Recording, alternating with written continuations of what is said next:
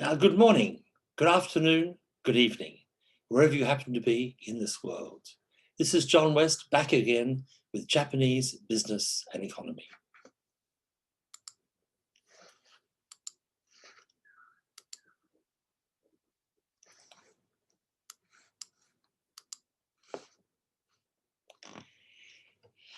This lecture is in fact part C of our first class, the third part of our first class together. And in this lecture, I'm going to talk about Uniqlo, which is one of my favorite Japanese companies. Now, Uniqlo was founded by Tadashi Yanai, a Japanese businessman who in fact is Japan's richest person. According to Fortune magazine, his net worth is $25 billion. Now, Yanai is a big, famous businessman in Japan, but as you'll see in this photo, he's actually a very small man. You see him there with Novak Djokovic, the famous tennis player who wears Uniqlo clothing, and Djokovic is almost twice as big as Mr. Yanai. Now, the success of Yanai and Uniqlo, to my mind, is one of Japan's most extraordinary stories. Uniqlo is a brand owned by Yanai's company called Fast Retailing. Now, Yanai inherited a clothing company that his father founded in 1949 in the small town of Ube. This is amazing. A small clothing company in a small country town. Yanai takes it over and makes it into one of the world's biggest, most important companies. Along the way, Yanai converted his father's company into his own company, and this is in about 1984, the Unique Clothing Warehouse, Yanai's first company for himself. Now, from these humble beginnings, Yanai succeeded in his goal to make Uniqlo the first truly global clothing brand from Asia. He now has 2,200 stores in 22 countries. Fast Retailing, the holding company, is now the world's third largest clothing retailer. And you can see from this graph here how quickly over the years from 1984 through to 1919 that Uniqlo has expanded in terms of the number of stores it has, and now has stores all over the world, United States, all over Asia, Europe, and even down here in Australia. Now, in 2014, Uniqlo was awarded Retailer of the Year by the World Retail Congress. Yanai was named as one of the 100 most influential people in the world by Time magazine in 2013. And he was named one of the 100 greatest entrepreneurial minds by Forbes in 2017. And so you see him here on the cover of Forbes magazine. Now, for us as students of Japanese business and economy, it's interesting to understand how Uniqlo works. Uniqlo basically doesn't produce any clothing itself. It designs clothing, but it doesn't produce clothing. Uniqlo outsources production to 242 workshops in 11 countries. China still accounts for more than half of the Uniqlo's workshops at 128 locations, despite efforts to reduce reliance on China as labor costs there rise. Vietnam ranks second with 44 factories, followed by Bangladesh. Uniqlo also has garment workshops in Cambodia, Indonesia, Myanmar, Sri Lanka, and India.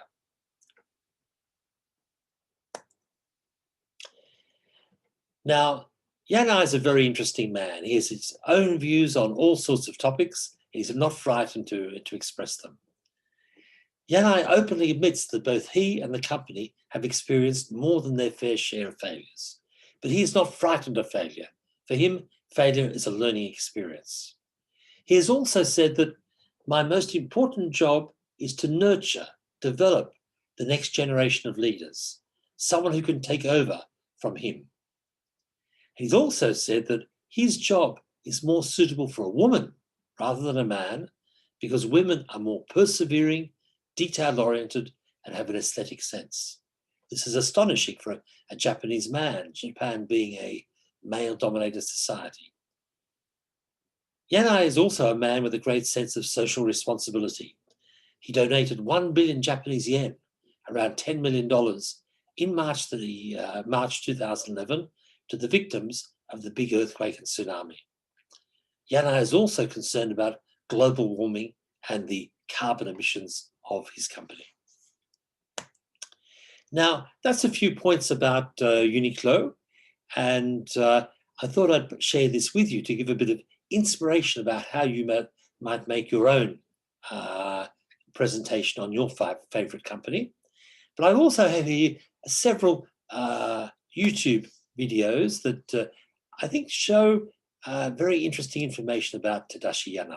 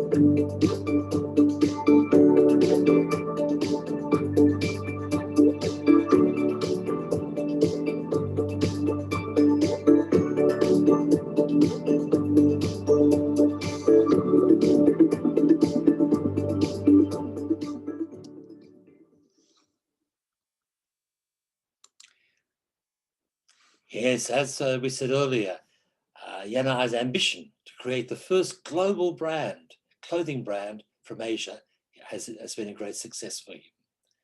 And Yanai is not at all afraid of failure. For him, failure is a learning experience.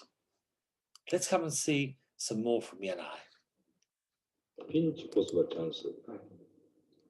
で、世界中の企業にとって大ピンチですよね、これは。でも大チャンス。いつもね、こういうピンチの後にそれを捉えた企業が成長してる。だから僕たちはそういうふうになりたいなっていうふうに思ってて、決して世界は分断されてない。コロナウイルスがこれだけ早く広まったっていうことは、世界が分断されてない証拠。つながってるから。それと情報が飛び交って、いくら封鎖しても、世界中の情報が世界中に行くっていう、そういう時代になったんで、やっぱりグローバル化とデジタル化はどんどん進んでる。e ビジネスってバーチャルの世界ですよね。バーチャルの世界っていうのはリアルの世界の模倣ですからね。本物に勝るものはない。だからバーチャルとリアルの融合、それはもうね、シームレス全部つながって、リアルの店舗でお客さんのためになる店舗はこれから成長すると思うんですよ。で、ためにならない店舗は成長しない。っていうことなんじゃないんですか。で、リアルであろうとバーチャルであろうと、これは一緒。変わらないと。今の先進国から新しい新興国に変わる転換期なんじゃないかなと思うんですよ。西欧の時代からアジアの時代に変わる。そういう時代の転換期にいて、日本はね、もうそこの中間にいる。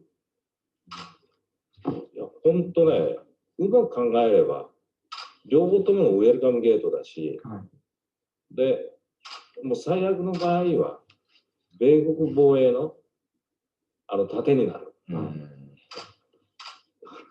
ウェルカムゲートにならないといけないんじゃないんですか。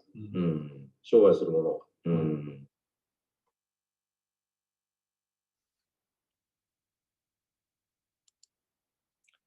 So once again, some interesting thoughts from Tadashi Yanai, who sees great opportunities coming out of the COVID-19 pandemic. Now, 5 things to know about Tadashi Yanai.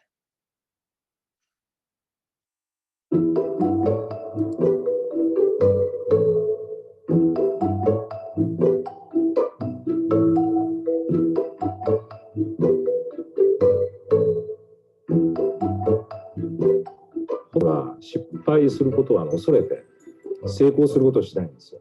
海外でも、海外の出店で、イギリスで失敗でしょ。中国で失敗。アメリカで失敗。もう失敗。失敗したら、僕はね、すっごく燃える。いや、この次成功するためにどういうふうにしたらいいのか。特にアジアの若い人、失敗を恐れなくてチャレンジする。古くから言ったらマークス・スペンサー。その当時だとネクスト、リミティッド、ギャップ。今だと H&M とかザラとか、あるいはスポーツウェアで言ったらナイキとかアディダスとか、なんかそういったところですよ。だから一つのものを参考にしたっていうよりも、我々独自で、ジョルダーノのままだとジョルダーノにやってもらえないんですよ。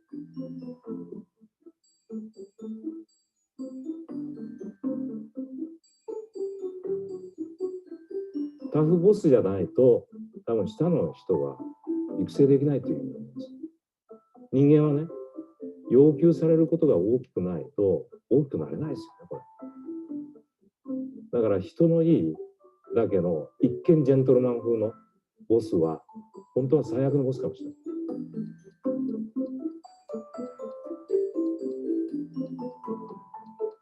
IBM でも昔はね、肉切り機とかパンチカードみたいなのを作ってた。G ですらそうでしょ。電球作った会社ですか。だからもう変わらないと生き残れないんです。一番の失敗はね、僕はもう何回も失敗してることは、やっぱり自分の後継者を作ること。僕みたいな後継者はいらないんですよ。で僕はね、ファウンダーでチェアマン、プレジデントで、CEO で、オーナーですよ。これはもうオールマイティ。こんなの一人でできるわけない。だから、もしやるんだったら、チーム経営でそういうことを分担しながら、いい CEO がいて、その人が采配振るってやっていく。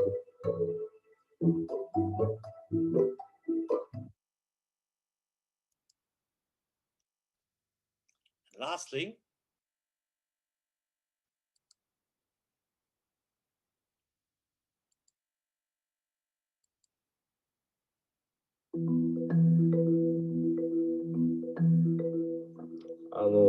以前はね、医療費の支援で、育学科の金銭支援で済むかと思ったんですけど、やっぱり自立できるような、そういう訓練とか教育とか、就労の場を与えるような、そういうことまでやっていかないと、難民がどんどん増えたら、それがやっぱり当然ですけどね、莫大な数の人々がその日の生活も困ってるし、その中で女性とか子供が多くて、特に子供ですよね。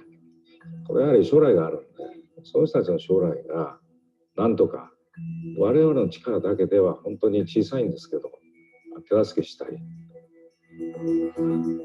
仕事に対する一生懸命感、それとやっぱり今の仕事をしないといけないということ、それとやっぱりそういう姿を見てると手助けしたいなと従業員の方が思うんですよ。だからそこでチームワークみたいなのが生まれて、一体感が生まれてくる。だからむしろ我々自体の商売の効率もそのおかげで上がってるんじゃないかなっていうふうに思います。我々全世界に13万人従業員がいるんで、そういう人たちと一緒に何かできればいいなっていうふうに思ってますね。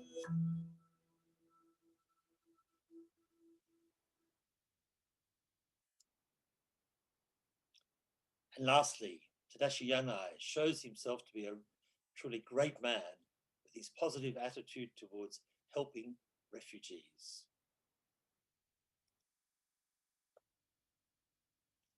So that was just a brief introduction to Uniqlo, one of my favorite companies, and Tadashi Yanai, one of my favorite Japanese businessmen. And so hopefully this will provide some inspiration for each and every one of you as you are thinking about making your own presentation on your favorite Japanese company.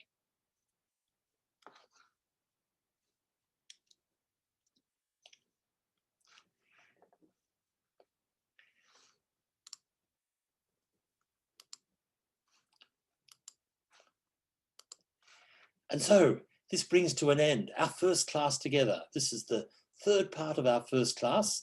It's been great to have you with me for this course. And if you have any questions, comments, reactions, please just send me an email. I'll be delighted to receive it. Or please raise these questions in our student discussion sessions in the first 2 weeks of the class. So for now, domo arigato, sayonara.